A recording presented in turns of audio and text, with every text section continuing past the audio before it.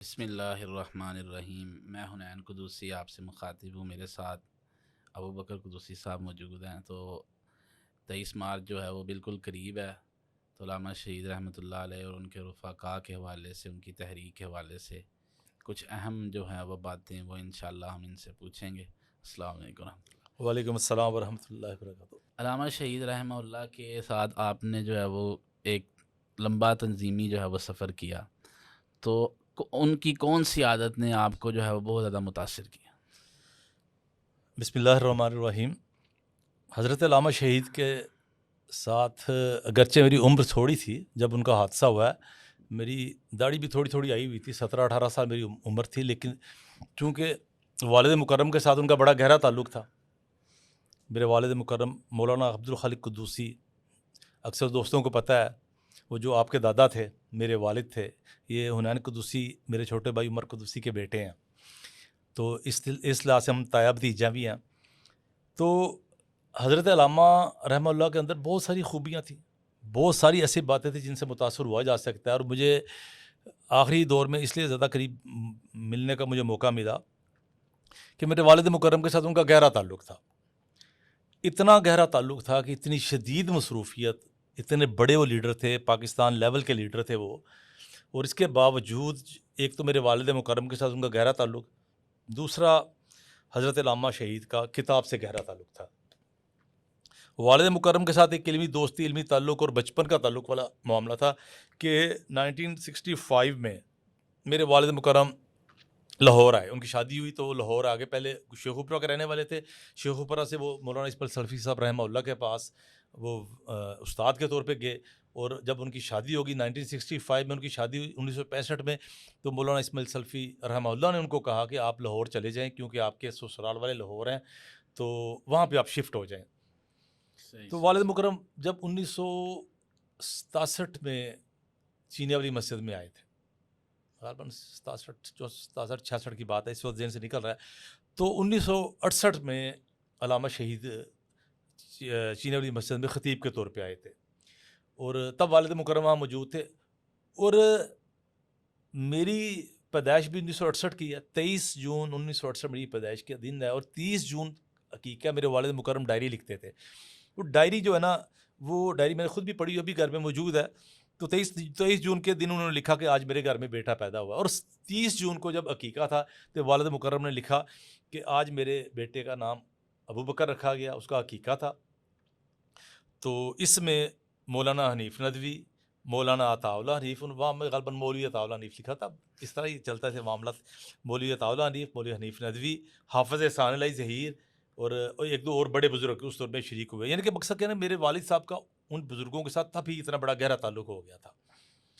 تو یہ تب کی ان کا گہرا تعلق تھا، دوستی تھی۔ تو ایک تو یہ موقع ملتا تھا کہ علامہ شہید رحمہ اللہ جو ہے وہ مکتبہ قدوسیہ میں مستقل آتے تھے، اور 1987 میں ان کا جب حادثہ ہوا تو 1984 میں میں اسلامیہ کالج سول لائنس میں داخل ہوا، تو اسلامیہ کالج سول لائنس سے پہلے میں سینٹرل ماڈل اسکول میں پڑھتا تھا، وہ بھی ہمارے مکتبے کے بالکل سامنے تھا، تو مکتبے سے جب نکلتے تو ہم کچھ دیر کے لیے دکان پہ رکتے اور گھر چلے جاتے۔ جب کالج میں جانا شروع ہوا تو قدرتی بات ہے، عمر زیادہ ہو گئی، تھوڑے بڑے ہو گئے ہم، تو پھر ہم زیادہ ٹائم دکان پہ دینے لگ گیا میں۔ پھر آخری برس میں والد مکرم بیمار ہوئے، جب والد مکرم بیمار ہوئے تو میں نے کچھ تھوڑا سا ان کے ہاتھ بٹانے کے لیے کہہ لیں، میں دکان پہ آنا شروع کر دیا، تھوڑا سا ٹائم کالج سے آتا، 2-4 گھنٹے گزارتا، اس دوران یہ مجھے موقع ملتا، جب 1986 کی بات ہے، یہ 1984 85 86 87 تک، یہ 3-4 سال بیمار کا، 1986 میں تھی۔ جی 1986 کے آخر میں بیمار ہوئے تھے وہ۔ صحیح صحیح۔ تو خیر یہ ہے کہ اس وجہ سے مجھے کافی موقع ملتا تھا کہ علامہ صاحب اکثر آیا کرتے تھے، اور اتنا ان کا آنا جانا تھا کہ 23 مارچ کو حادثہ ہوا ہے، 23 مارچ کو حادثہ ہوا ہے، اور 17 یا 18 مارچ کو بھی مکتبہ قدوسیہ پہ بیٹھے ہوئے تھے، پھر 21 مارچ کو بھی مکتبہ قدوسیہ پہ آئے ہیں، یعنی 2 دن پہلے۔ 2 دن پہلے بھی مکتبہ قدوسیہ پہ آئے ہیں، اتنا گہرا تعلق تھا۔ بدقسمتی کی بات یہ ہے کہ آج ہمارے بڑے جو سیاسی لیڈران ہوتے ہیں، مذہبی سیاسی لیڈران مراد لے رہا ہوں، ان کا کتاب سے اتنا گہرا تعلق ہی نہیں رہا۔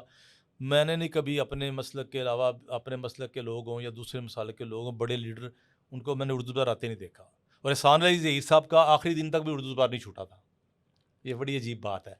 بلکہ آخری دنوں میں وہ کتاب آئی بہار الانوار ملا باقر مجلسی کی، تو اس کے بڑی شہرت اس حوالے سے ہوئی، اس کی 110 جلدیں تھیں. ہمارے مکتبے کے جو اوپر والا ریک تھا، میرے والد مکرم نے اس کو اوپر لگایا، بیروت سے چھاپا آیا وہ چھپ کے، تو 110 جلدیں. وہ جناب وہ پورا اس نے کتنے خانے اس نے گھیر لیے اس کے. اور علامہ صاحب آئے، تو علامہ صاحب آئے ہیں تو علامہ صاحب نے آ کے کہا یہ کون سی کتاب ہے؟ میرے والد مکرم نے کہا کہ جی یہ بہار الانوار آئی ہے ملا باقر مجلس کی، نیا چھپ کے آیا. تو اس میں کچھ 5-6 جلدیں ایسی تھیں جن کے اوپر خاصی اس میں نامناسب زبان تھی، تو وہ انہوں نے اس میں حذف کی ہوئی تھی. نمبر انہوں نے کنٹینیو رکھے ہوئے تھے. مثلاً آج بھی اگر کسی کے پاس وہ نسخہ موجود ہے تو اس میں یہ ہوگا کہ 14 نمبر جلد کے بعد 15 16 17 18 نہیں ہے، نسخے میں سیکھا ہے، یعنی کہ چھپی اس طرح تھی کہ 1 2 3 4 5 6 7 8 9 10 11 12 13 14 پھر 19 20 21 22 4 جلدیں انہوں نے چھاپی بھی نہیں، انہوں نے نمبر بھی نہیں دیا اور نمبر بھی حذف کر دیا. اور وہ جو حصہ تھا نا، یہاں پہ میں دلچسپ بات بتاتا چلوں، وہ جو حصہ تھا نا متعین کا اس کو کہتے تھے، تو وہ ایک خطرناک حصہ تھا، جو نامناسب زبان تھی، اس کی بری زبان تھی صحابہ کرام کے بارے میں، تو وہ نہیں تھا اس میں. اب علامہ صاحب کتاب لکھ رہے تھے تو ان کو اس کی ضرورت پڑ گئی.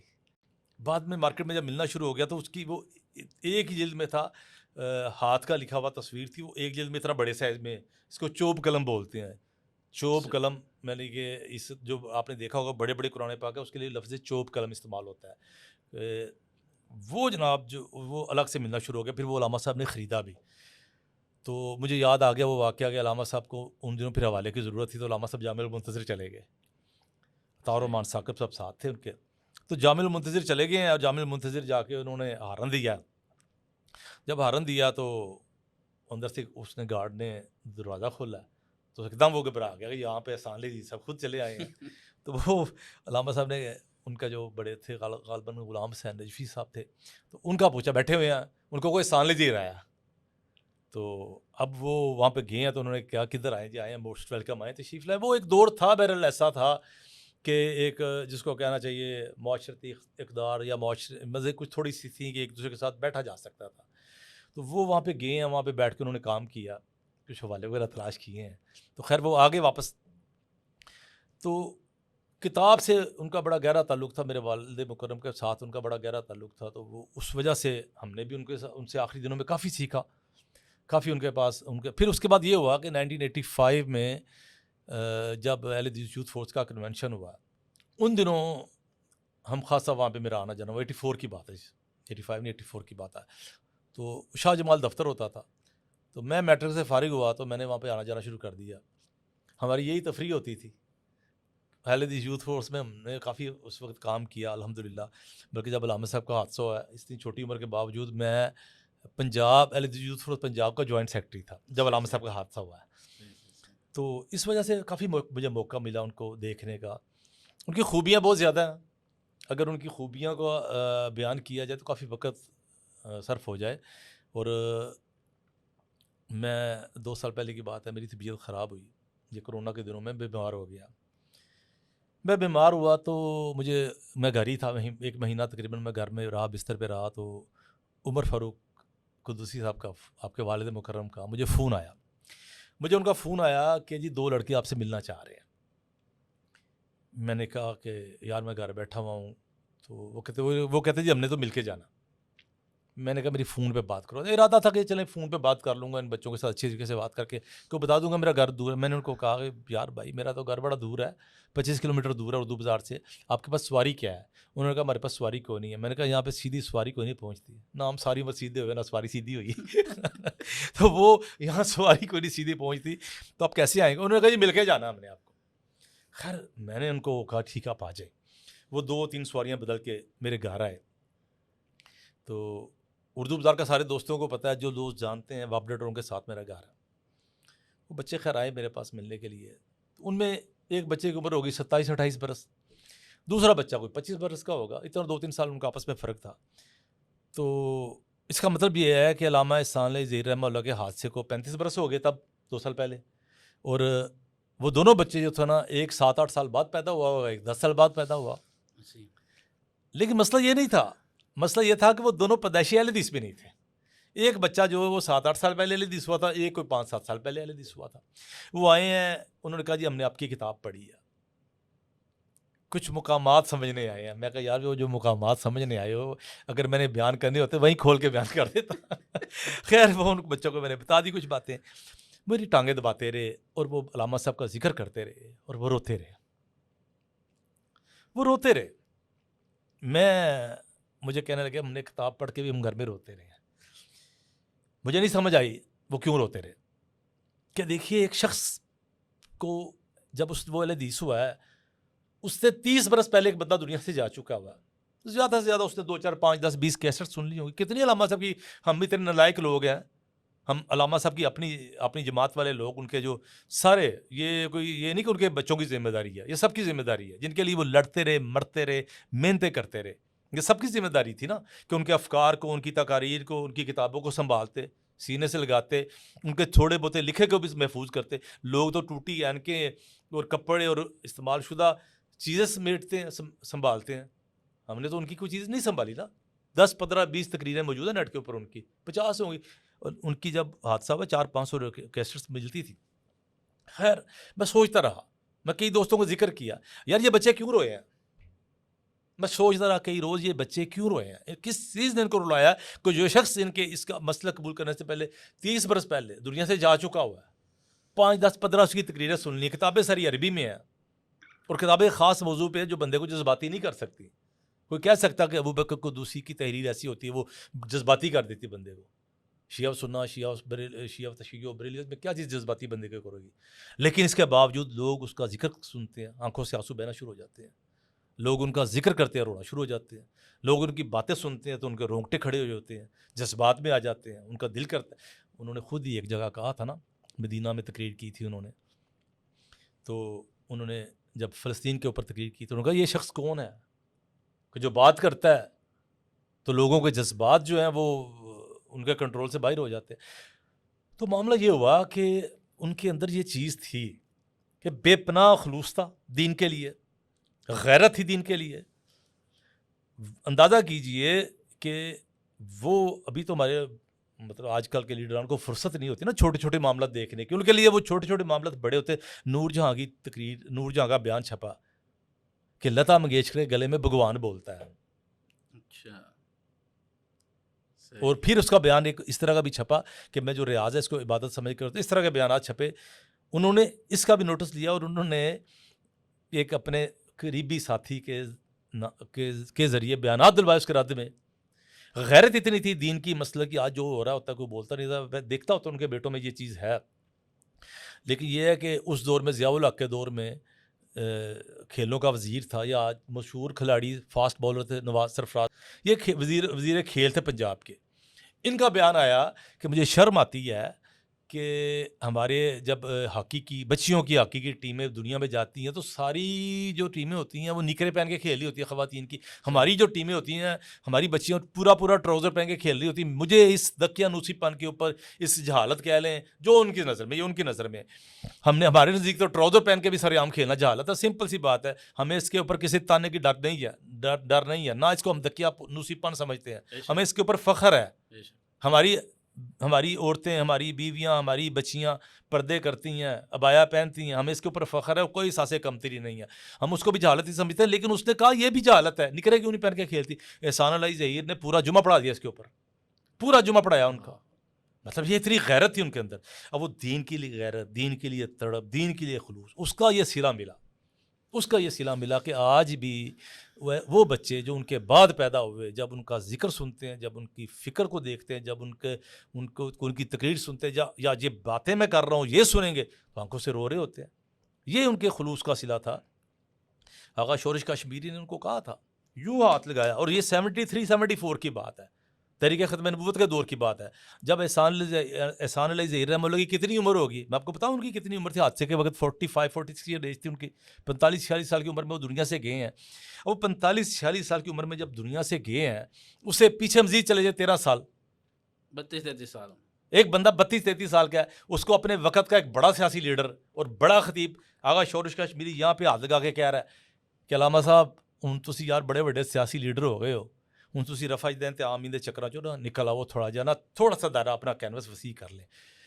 ان کو پتا ہے انہوں نے کیا کہا, انہوں نے یوں ہی ہاتھ مارا, ساتھ بیٹھے ہوئے تھے نا, یوں ہی ہاتھ مارا, کہنے لگے ਆਗਾ ਸਾਹਿਬ ਮੈਨੂੰ ਗੁੜਤੀ ਦਿੱਤੀ ਹੈ ਚੌਧਰੀ ਹਾਜੀ ਜ਼ੋਰ ਰਾਈ ਨੇ, میں مر جاؤں گا, میں رفع دین آمین کے چکراں جو باہر نہیں نکلاں گا.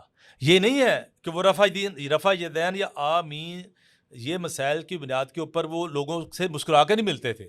تعلق ان کا, معاشرتی تعلق ان کا پورا مضبوط تھا, لیکن کسی مرحلے پہ کسی موقع پہ اپنے مسلک کے اوپر بداہنت سے کام نہیں لیتے تھے. بدقسمتی کی بات ہے, موضوع بدل رہا ہے, لیکن میں یہ ضرور بیان کروں گا.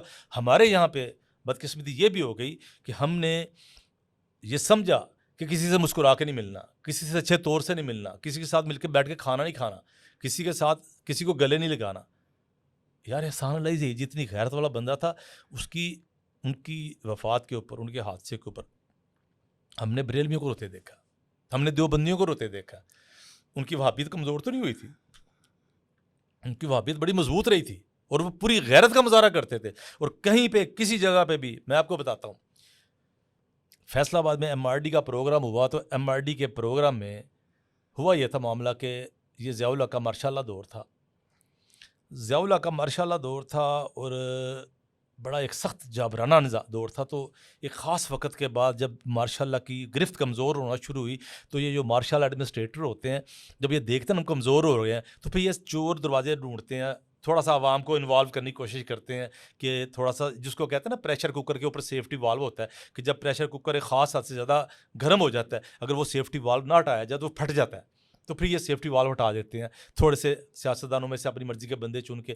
تو وہ جنیجو کا جو دور تھا نا وہ یہ سیفٹی والو تھا. اور 1985 میں انہوں نے, جنیجو صاحب نے تھوڑی سی سیاسی سرگرمیاں کھولنے کی اجازت دی اور اس سلسلے میں پہلا جلسہ ہوا ایم آر ڈی کا موچی دروازے میں. یہ ایک الگ ایک موضوع ہے کہ اگر یہ بیان کیا جائے. خیر, دوسرا جلسہ ہوا فیصل آباد میں. میں چونکہ اس وقت ان کی صرف دینی غیرت کے حوالے سے بات کر رہا ہوں, تو جب وہ دوسرا جلسہ ہوا فیصل آباد میں تو اس میں انہوں نے یہ جملے بولے تھے, یہ بات کی تھی. ایک تو سرفراز نواز والی بات کی انہوں نے. اب وہ خالصاً سارے سیکولر وہاں بیٹھے ہوئے ہیں, اس میں اے این پی, ولی خان کی پارٹی, اصغر خان کی پارٹی, پیپلز پارٹی, یہ سارے ایم آر ڈی کا حصہ تھے. اس میں مذہبی جماعت کون تھے؟ مولانا نورانی تھے اور مولانا فضل الرحمان صاحب تھے, یہ مذہبی جماعتیں تھے. اور علامہ صاحب تھے. علامہ صاحب ایم آر ڈی کا حصہ نہیں تھے, ایز اے مبصر کہہ لیجیے, یا ان کی آواز اتنی بلند تھی, اتنے بلند آہنگ تھے کہ ان کو بلانا ان کی مجبوری تھی. نہیں تو فضل الرحمان صاحب نورانی صاحب حصہ تھے؟ جی وہ ایم آر ڈی کا حصہ تھے, باقاعدہ رکن تھے. صحیح. علامہ صاحب ایم آر ڈی کا باقاعدہ حصہ نہیں بنے تھے.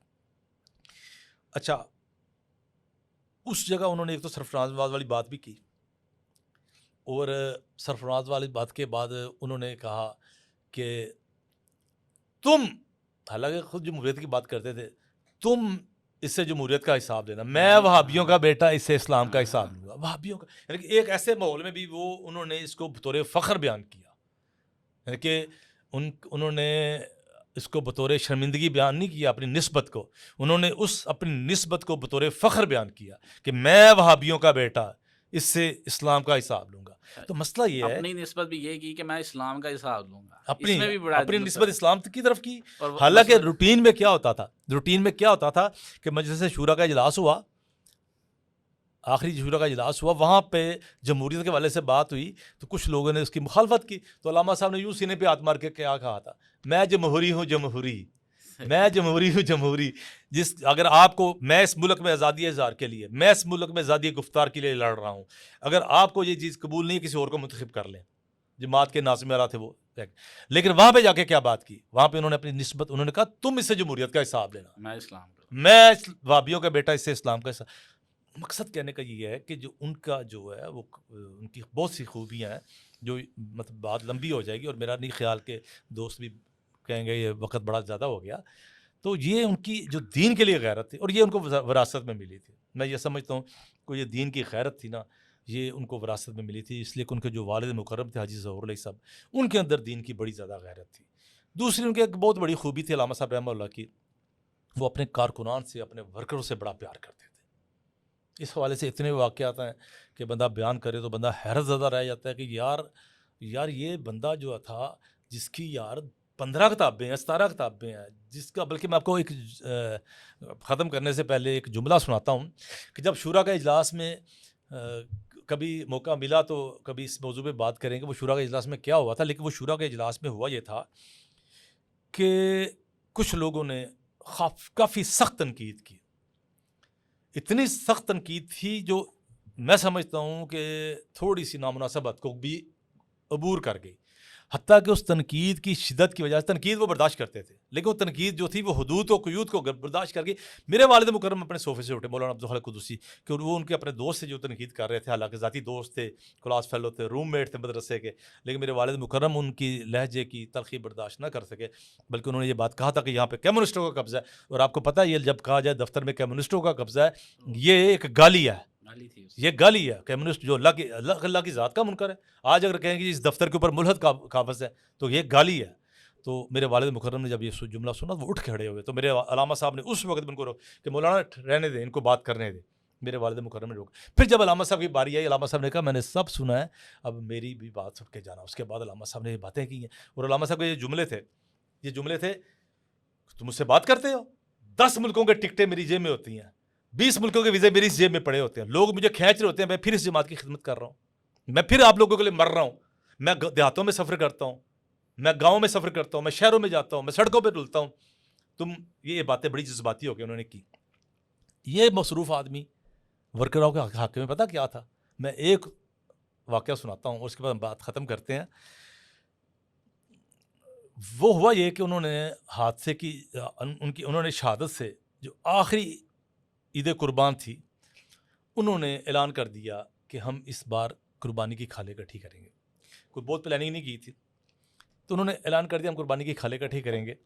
تو وہ جناب انہوں نے کہا بعد میں کہ کون کون بیٹھے گا۔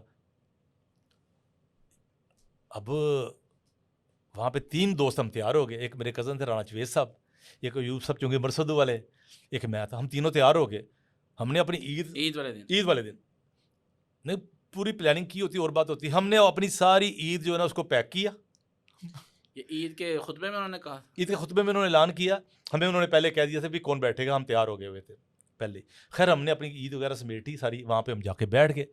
اب لارس روڈ ایک پرانی کوٹھی تھی تب، اور آج سے 37 برس پہلے آپ خود اندازہ لگا لیں کہ کوئی گاڑی، پھر عید کا دن، ہر بندہ اپنی عید میں مصروف ہے، تو 37 برس پہلے کتنا رش کم ہو گیا سڑکوں پہ۔ پھر عید کا دن ہم بیٹھے ہوئے ہیں، اب بھوک لگ رہی بڑی شدید قسم کی، اور ہم کہہ رہے ہیں کہ یار کھال بھی کوئی کھال اتر رہی ہے، کھال اتارنی نہیں آتی تھی کھالیں اتارنی نہیں آتی تھی، ہم کو آتی تھی نہ، ہمارے لیڈر کو کھالیں اتارنی آتی تھی، تو کوئی کھال آ رہی ہے، 2 4 5 کھالیں ابھی آئی ہیں، تو بھوک لگنی شروع ہو گئی بڑی زیادہ۔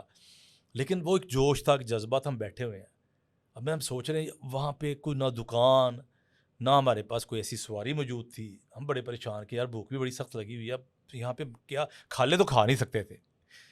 یقین کیجئے عنین میاں، کوئی آدھا گھنٹہ پون گھنٹہ گزرا ہوگا، ایک دم گاڑی رکی ہے اور علامہ صاحب نیچے اترے ہیں۔ علامہ صاحب نیچے اترے ہیں، خالی ہاتھ نہیں اترے، ہاتھ میں یوں ٹفن پکڑا ہوا ہے، اور وہ جو آدھا گھنٹہ جو گزرا وہ یقیناً کھانا پکنے میں گزرا ہوگا۔ مجھے یقین ہے کہ وہ شخص جب گھر سے نکلا ہوگا نا تو کھا کے نہیں نکلا ہوگا۔ مسئلہ یہ ہے کہ یہ چیزیں جو کس طرح بھولی جا سکتی ہیں۔ آخری کیمپ لگا، یوتھ فورس کا آخری کیمپ لگا ہے، تو وہ رات کے ہمارے جتنے دوست تھے، ہمارے جو سینئرز تھے سارے، اور ہم تو جونیئرز تھے، تو وہ اسٹیج وغیرہ لگا رہے ہیں، اور علامہ صاحب یوتھ فورس کا کیمپ تھا، 1986 کی بات ہے، غالباً ستمبر کا مہینہ تھا، اور علامہ صاحب کو بڑا شوق ہو رہا تھا کہ یار میں کل، انہوں نے کہا تھا کل سارا دن یہاں بیٹھوں گا۔ وہ کھڑے ہوئے ہیں، تو سارے جو بڑے بزرگ تھے ہمارے یوتھ فورس کے، قاضی عبدالقدیر خموش صاحب، محمد خان جیب صاحب صدر تھے، قاضی عبدالقدیر خموش صاحب جنرل سیکرٹری تھے، انہوں نے کہا جی اب آپ آرام کریں، آپ نے سارا دن یہاں بیٹھنا ہے، کل ہم کر لیں گے یہ انتظامات۔ چلے گئے ہیں، رات کا 1:30-2 بجے کا ٹائم ہوگا کہ ایک دم پھر واپس آ گئے وہاں پہ، اور ہم بڑا حیران کہ علامہ صاحب پھر واپس آ گئے، ان کو کون سی چیز جو ہے گھر میں چین نہیں لینے دے رہی۔ تو وہ دیکھا تو 8-10-15 لڑکے وہاں سے گاڑی میں سے اترے ہیں، اور جو لڑکے نیچے اترے ہیں نا، تو ایک دم نا ان کے اوپر غصہ آ گیا سب کو کہ یار یہ علامہ صاحب کے گھر گئے ہیں، کیونکہ نیا دفتر لیا تھا، لوگوں کو پتہ نہیں تھا، نئی جگہ لی تھی، یہ علامہ صاحب کے گھر گئے ہیں، اور انہوں نے جا کے علامہ صاحب کو تنگ کیا، اور علامہ صاحب ان کو چھوڑنے آ گئے ہیں۔ علامہ صاحب مسکراتے ہوئے کہ جس طرح بندہ کہتا ہے میں پھر آ گیا ہوں گردش دوران کو ٹال کر، علامہ صاحب گاڑی میں بیٹھ کے چلے گئے، اور وہ جو ان کے پیچھے پڑ گئے جو بھی تھے وہاں، قاضی خموش صاحب وغیرہ، انہوں نے اس کو ڈانٹا، یار تم لوگ یار اس وقت تو علامہ صاحب، وہ کہہ رہے ہیں کہ یار ہماری بات تو سن لو۔ غالباً وہ بھاول نگر سے آئے تھے، مجھے اگر اس وقت میں بھول رہا ہوں، غالباً بھاون نگر سے آئے تھے یا بہاؤدین سے، خیر قصہ مختصر وہ جہاں سے بھی آئے تھے، میں نے لکھا ہوا اپنی کتاب میں. وہ جناب انہوں نے کہا ہماری بات سن لیں، ہم نے علامہ صاحب کے گھر نہیں گئے، ہم نے نہ گھر گئے ہیں نہ ہم نے علامہ صاحب کو تنگ کیا ہے. ہمارا یہ ہوا معاملہ کہ ہمارے پاس دفتر کا ایڈریس موجود نہیں تھا، ہمارے پاس لے دے کے ایک علامہ احسان لے دے کا نمبر موجود تھا صرف. تو ہماری ٹرین تاخیر ہو گئی، ہم 12:30 1 بجے یہاں پہنچ رہے ہیں، ہمارے پاس کوئی راستہ نہیں تھا کچھ آنے کا. ہم نے علامہ صاحب کو فون کیا، انہوں نے فون اٹھایا اور ہم نے ان کو کہا جی علامہ صاحب ہم یہاں کھڑے ہیں، ہمیں راستہ بتا دیں، ہمیں ایڈریس بتا دیں کہ ہم کہاں پہ جائیں. تو انہوں نے کہا کہ بیٹا آپ ایسا کرو کہ یہاں پہ وہ 34 نمبر ویگن چلتی تھی غالباً 34 اور 32، اس پہ بیٹھو اسٹیشن سے، یہ شمع کی ویگن ہے یا آگے چلتی ہے اچھر جاتی ہے، تو آپ چائنا چوک اس کو کہنا اتر جاؤ، چائنا چوک سے دائیں طرف جب مڑو گے اتر کے تو وہ تیسری چوتھی کوٹھی ہے، لیکن ٹھہرو بیٹا تم کہاں کھڑے ہو؟ انہوں نے کہا ہم یہیں کھڑے رہو، ٹھک فون بند ہو گیا. کہتے فون جو ٹھک کر کے بند ہوا ہے، اب ہم سر پکڑ کے بیٹھے ہیں کہ اگلی ہدایت ہمارے لیے کیا ہے. کہ ایڈریس بھی ہمیں صحیح طریقے سے سمجھ نہیں سکا ابھی، اجنبی بندہ اتنی جلدی ایڈریس نہیں سمجھ سکتا نا جی، یہ کون سا گوگل کا دور ہے جی، لوکیشن بھیج دو. وہ جناب ایڈریس ہم نہیں سمجھ سکے تو علامہ صاحب نے کہا، گاڑی بڑی تیز چلاتے تھے، کہتے چند منٹ گزرے ہیں کہ ایک دم آ کے گاڑی ہمارے پاس ڈبہ رکا ہے ایک دم، تو علامہ صاحب تھے. کہتے پتر میں کیا رات میں اس ٹائم 2 بجے 1:30 بجے تجھے کتنے کھجل ہوندے رہو گے، چلو میں تمہیں چھڑ دوا. حنین صاحب وہ فارغ آدمی نہیں تھے، انتہائی مصروف آدمی تھے. میں آپ کو بتاتا ہوں، ڈاکٹر کرام صاحب یہ بات سناتے ہیں کہ اعصاب کی تکلیف ہوئی، یہ ڈاکٹر نصیر کا کلینک ہوتا ہے ادھر مسلم ٹاؤن سے آگے نہر کے اوپر ہے، ڈاکٹر کے پاس جاتے ہیں، ڈاکٹر کرام صاحب ساتھ گئے ہیں، وہ انہوں نے یہ بات واقعہ مجھے سنایا. ڈاکٹر کرام صاحب کہتے ہیں انہوں نے ڈاکٹر صاحب کو کہا کہ میری یہ تکلیف، انہوں نے کہا جی سوال کرتے کرتے انٹرویو کرتے ڈاکٹر نے پوچھا کہ ڈاکٹر صاحب علامہ صاحب تھوڑی نیند کتنی ہے؟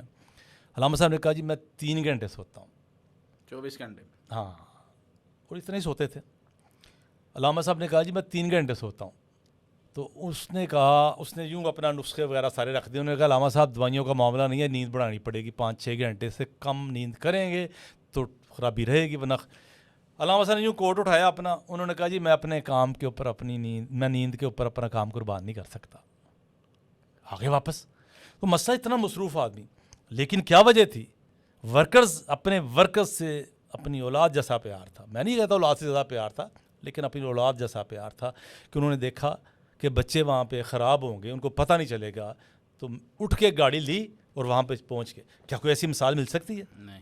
میں نہیں کہتا کہ سارے لیڈرز کو ایسا ہونا چاہیے، سب کی کیپیسٹی نہیں ہوتی، سب کا اسٹیمنا نہیں ہوتا، ہم توقع بھی نہیں کرتے، لیکن جو ان کی خوبی ہے وہ تو پھر ہے. ایسے ہی اس خوبی کے سبب، اس وصف کے سبب، اس کوالٹی کے سبب آج بھی جو ورکر ہیں وہ روتے ہیں. اب خلوص کے سبب دیکھیں ہم نے وہ سارا کچھ دیکھا، ہم تو روتے ہیں.